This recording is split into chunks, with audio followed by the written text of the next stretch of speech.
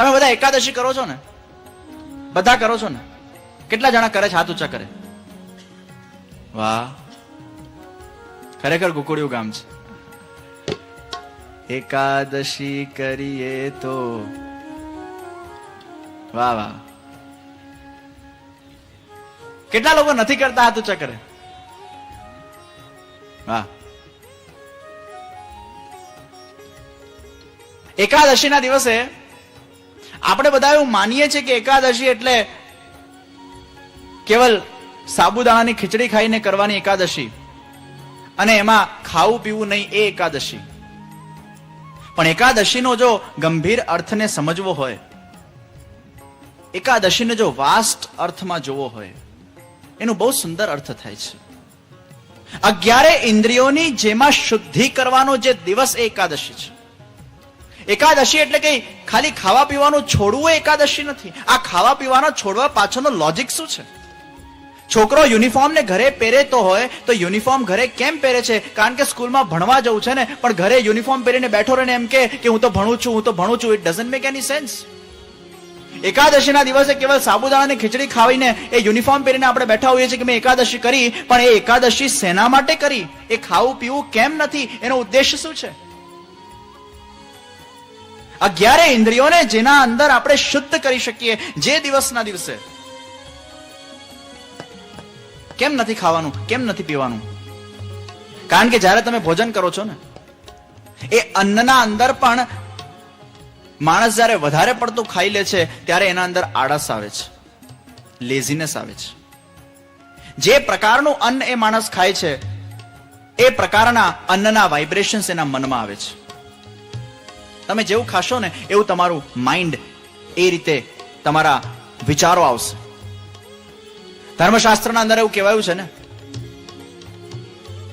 કે onion garlic ખાવા નહીં, બહુ બહારનું ખાવું નહીં, રેસ્ટોરન્ટનું ખાવું નહીં, હોટેલ્સનું ખાવું નહીં. તમને ખબર છે આ બધાનું સાયકોલોજીકલી પણ એક મહત્વ છે. હું કોઈ પણ વાત સાયકોલોજીના સમન્વય વગર નહીં કરું. ધર્મશાસ્ત્ર અને સાયકોલોજીનું કઈ રીતે સમન્વય થઈ શકે છે, મનોવિજ્ઞાન એમાં કઈ રીતે પોતાનું સુર પૂરે છે.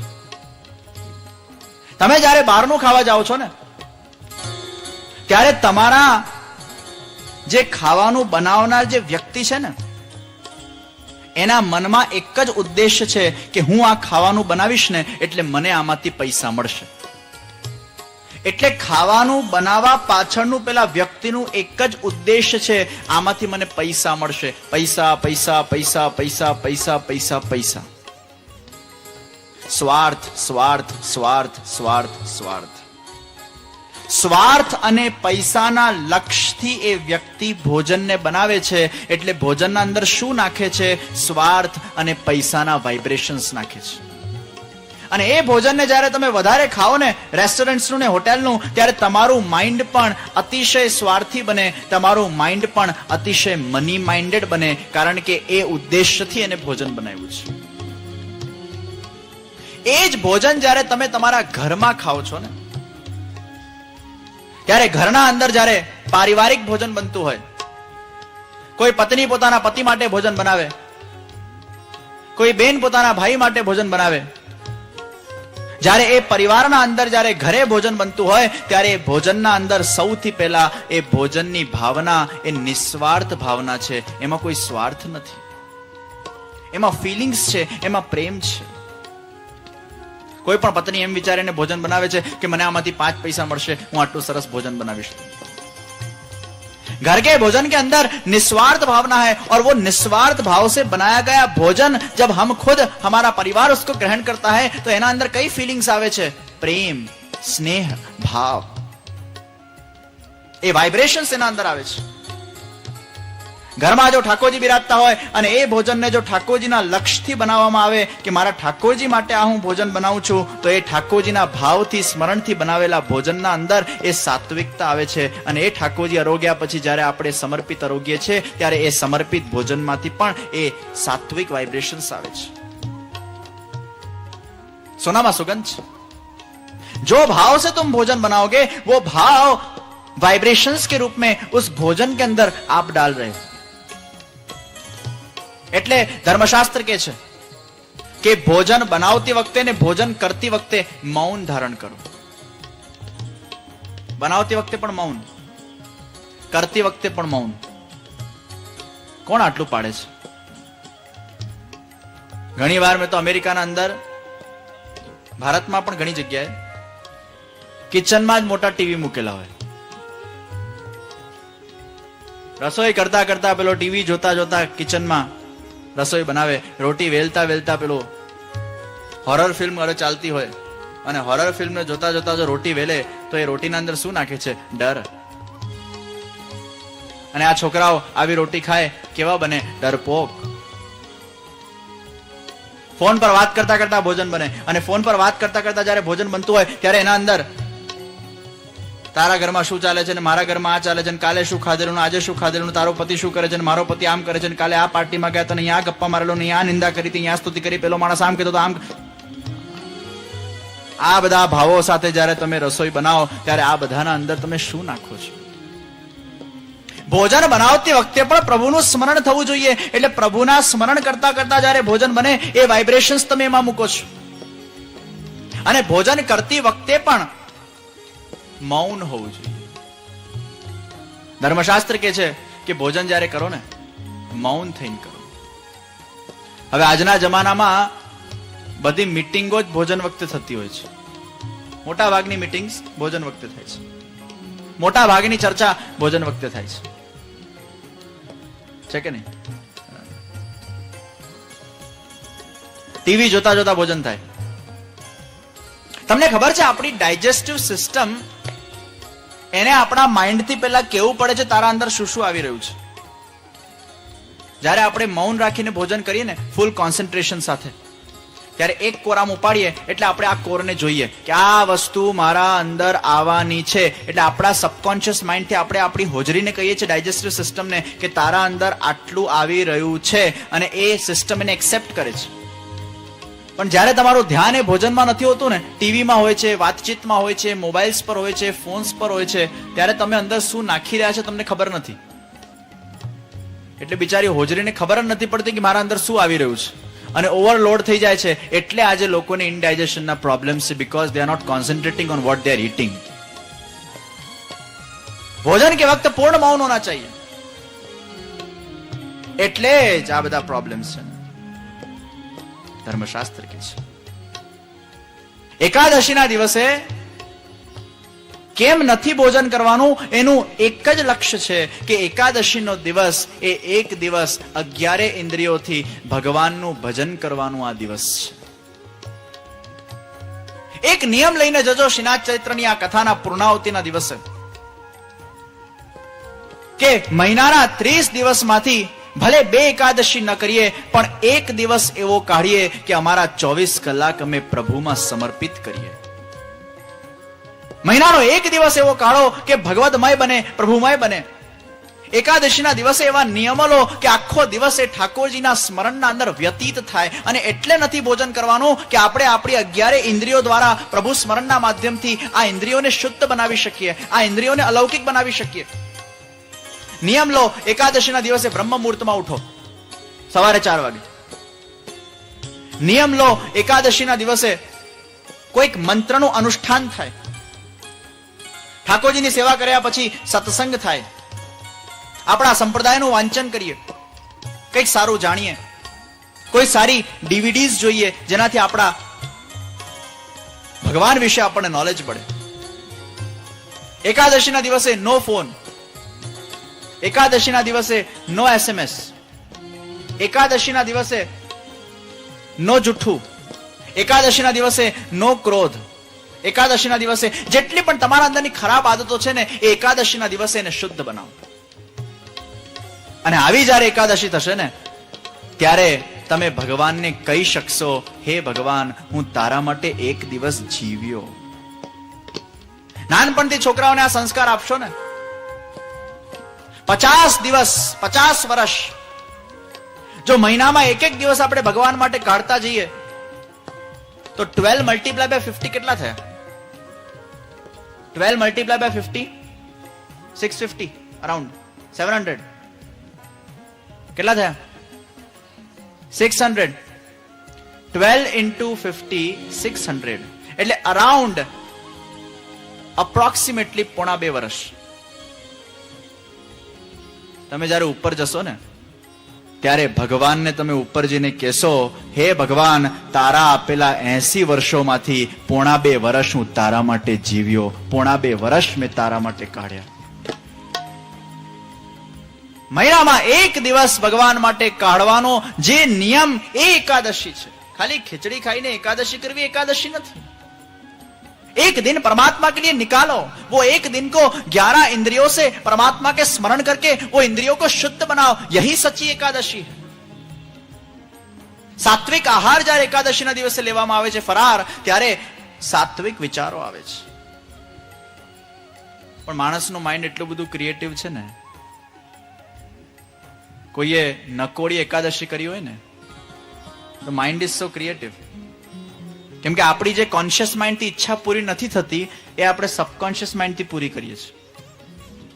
સવારથી લઈને રાત સુધી કે ખાધું ના હોય, પીધું ના હોય, પણ રાતના 12 વાગે સપનામાં જઈને રેસ્ટોરન્ટમાં એટલા બધા ફાંકા મારી આવે છે. સબકોન્શિયસ માઇન્ડ થી એની ઈચ્છા પૂરી કરે જ ખરો, ભલે મનથી કરે છે. એક દિન ભગવાન કે લીએ નિકાલો. આવા એક દિવસ કાઢશો ને, ખરેખર તમારા જીવનના અંદર એક સાત્વિકતા આવશે. भोजन भी परमात्मा के स्मरण से होना चाहिए और भोजन बनना भी परमात्मा के स्मरण के साथ होना चाहिए. भगवान कृष्णના સૌથી ક્લોઝ ફ્રેન્ડ એક કુંભનદાસ. આમ તો 8 ફ્રેન્ડ છે ટોટલ, પણ હજી 8 આવ્યા નથી, આવશે ધીરે ધીરે. હમણાં પહેલા કુંભનદાસ. અને ભગવાન કૃષ્ણ જ્યારે પણ લીલા કરવા પધારે શ્રીનાથજી બાબા, ત્યારે કુંભનદાસજીને ચોક્કસ પોતાના સાથે રાખીને લીલા કરે. એમના વગર લીલા કરવા પધારે નહીં, એમના વગર એમને ગમે નહીં. ફ્રી છે, બપોરનો ટાઈમ, અનોસરનો ટાઈમ, કઈ કામ નથી, તડકાના અંદર ભગવાન હવે ટહેલવા પધારે છે. જનરલી માણસો સાંજે ટહેલવા પધારે, કેમ કે સાંજે બધા ફ્રી થાય ને રાતના વોકિંગ કરવા જાય. અમેરિકામાં તો એવું કહેવત છે, after a dinner walk a mile, એવું કંઈક છે ને. After lunch sleep a while, after a dinner walk a mile. હા હા, આવું કહેવત છે. ભગવાન તો બપોરે નવરા છે, ફ્રી છે. ભગવાન હવે કુંભનદાસજીને બોલાવે છે અને રોજ કુંભનદાસજી ભગવાન પાસે આવે અને ભગવાન એમના સાથે લીલા કરવા પધારે. અરે ઓ કુંભના, અરે ઓ કુંભના, हाँ लाला, आज कहां जानो है?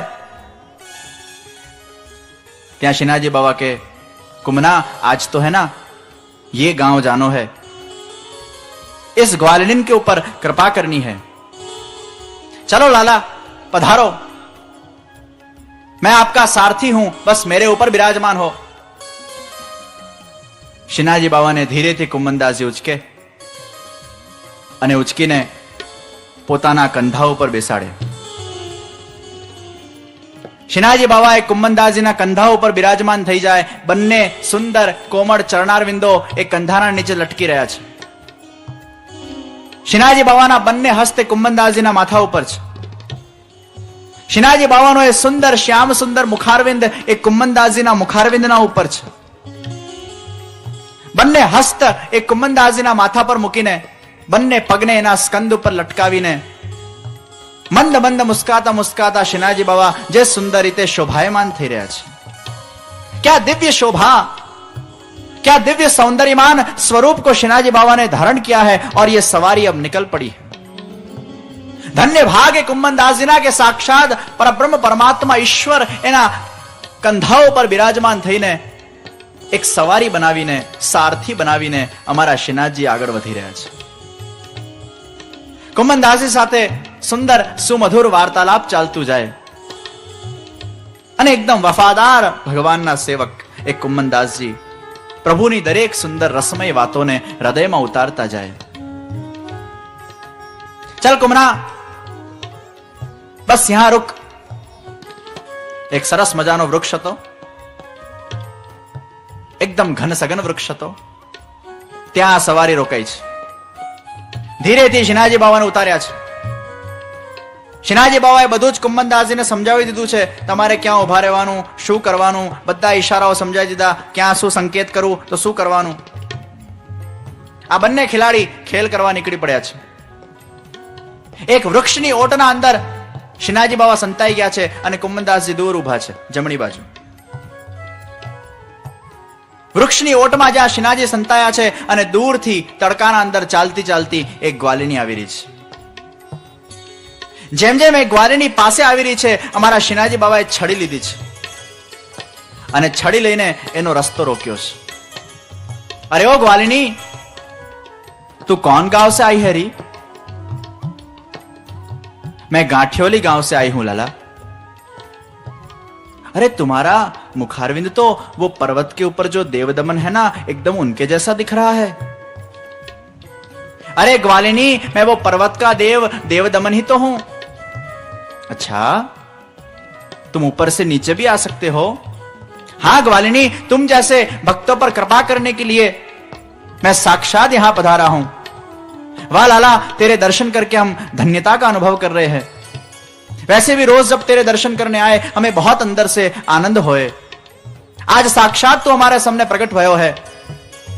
ये बहुत बड़ी कृपा कीनी. अच्छा ग्वालिनी, तेरे घर में और कोई नाय है का कि तो को इतना श्रम करना पड़े? इतनी धूप में तू नंगे पांव निकसी है, तनिक यहां पेड़ की छाव के अंदर विश्राम तो कर ले.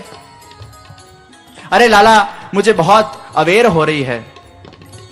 मुझे बेगी घर लौटना है. मेरो छोरो वो गैया चरा के आयो होगो, भूखो होगो, वाकू रोटी देने जात हो.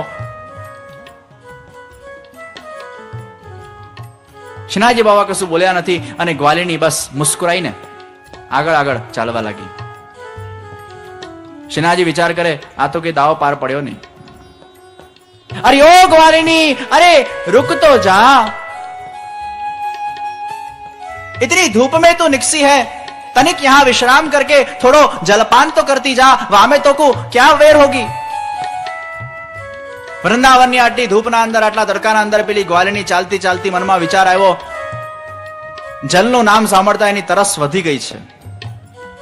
લોટી હે વો ગ્વાલિની. એને થયું હવે જલ પીવામાં શું વાંધો છે, અને બિચારો લાલા આટલા પ્રેમથી કહી રહ્યો છે. કોઈ બહુ પ્રેમથી તમને આગ્રહ કરે ને, તમે ના નથી પાડી શકતા. ગ્વાલિની કે છે, આટલા પ્રેમથી જયારે લાલા બોલાવી રહ્યો છે તો હું કેમ પાછો ન જાઉં. ગ્વાલિની લોટી હે. જેમ લોટી છે ત્યાં લાલાએ પેલા કુંભનદાસજીને ઈશારો કર્યો અને કુંભનદાસજી પહેલાથી જ ફિલ્ડિંગ સેટ છે.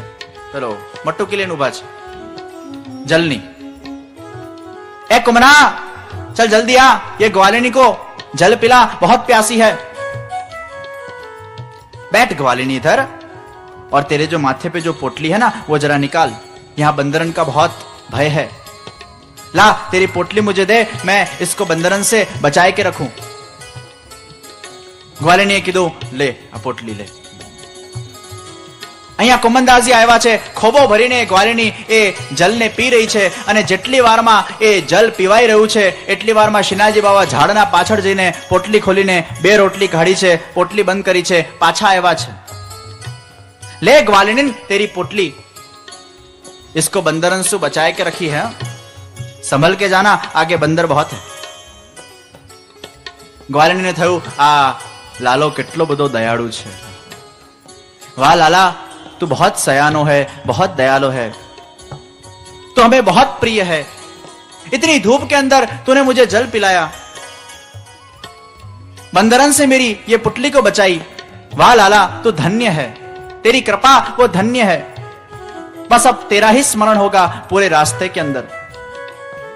ग्वालिनी तो बहु खुश खुश થઈ ગઈ છે. એને લાગ્યું આ કેટલી મારી મદદ કરે છે. अच्छा पाथो, एक ग्वालिनी નું નામ શું છે? પાથો. तू रोज वहां से आवेगी? नहीं लाला, मेरो कोई भरोसा ना है.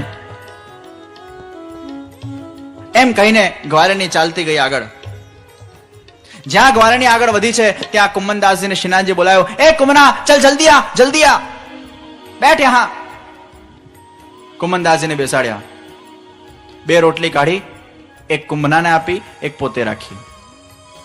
ले कुंभना, चल ये रोटी खाते हैं. अरे लाला ये तूने अच्छो नहीं किया, वो ग्वालिनी का जो छोरा होगा वो भूखा रहेगा ना। ये 2 रोटी चुरा के तुझे क्या आनंद मिला, क्या प्रसन्नता हुई? वो छोरो भूखो रहेगो, उसका तो जरा सोच। अरे कुंभना मैं तुझे कह रहा हूं रोटी खा। नहीं लाला ये तूने अच्छा नहीं किया, मुझे बहुत दुख हुआ, वो लड़का क्या खाएगा? कुंभना तू चप्पड़ चप्पड़ चप्पड़ चप्पड़ चप्पड़ चप्पड़ चप्पड़ चप्पड़ चप्पड़ चप्पड़ चप्पड़ चप्पड़ चप्पड़ चप्पड़ मत कर। આપણે બહુ બુદ્ધિશાળી હોઈએ અને કોઈ ચાપલા વેડા કરે ને તો આપણે એને કહીએ ને ચાપલો છે। શ્રીનાથજી કુંભનદાસજીને કહે છે તું આ ચાપલા વેડા નહીં કરું, કહું એટલું કરને। નહીં લાલા એ તને અચ્છો ના ક્યો, અરે તું રોટી ખાને। અને જ્યાં કુંભનદાસજી એક રોટીનો કોર ખાધો છે ત્યાં તો કુંભનદાસજીના હૃદયમાંથી અવાજ નીકળ્યો, અરે લાલા ये तो रोटी बहुत मीठी है। मैं तुझे वही तो कहूं कुंभना कि रोज ये सब ग्वालिन है ना मेरे दर्शन करने ऊपर जब आवे और जब वो लोग रसोई करे, मेरो ही ध्यान करके रसोई करे, मेरो ही स्मरण करके करे और मनी मन मुझे पुकारे कि हे देवदमन हमारे हस्त की रोटी तू कब खावेगो। मनी मन वो भाव करे, स्मरण करे और मेरा स्मरण करके जो रोटी बनाई जाएगी उसके अंदर मिठास नहीं तो क्या उसके अंदर कोई खराश आएगी। मेरे स्मरण करते ही ये ग्वालिनी सब रोटी को बनाती है कुंभना, इसलिए मीठी है। पर लाला वो छोरो क्या खाएगो? अरे कुंभना मैं कभी भी किसी को दुखी नहीं करूं, मैं कभी भी किसी का छीन के खाऊं जरूर, लेकिन उसको कभी भी भूखा ना रखूं। मैं तो सबको एक साथ खाकर एक साथ रहकर खाने वाला हूं ना। वो जो लड़का है ना उसको 2 रोटी में ही संतोष हो जाएगा।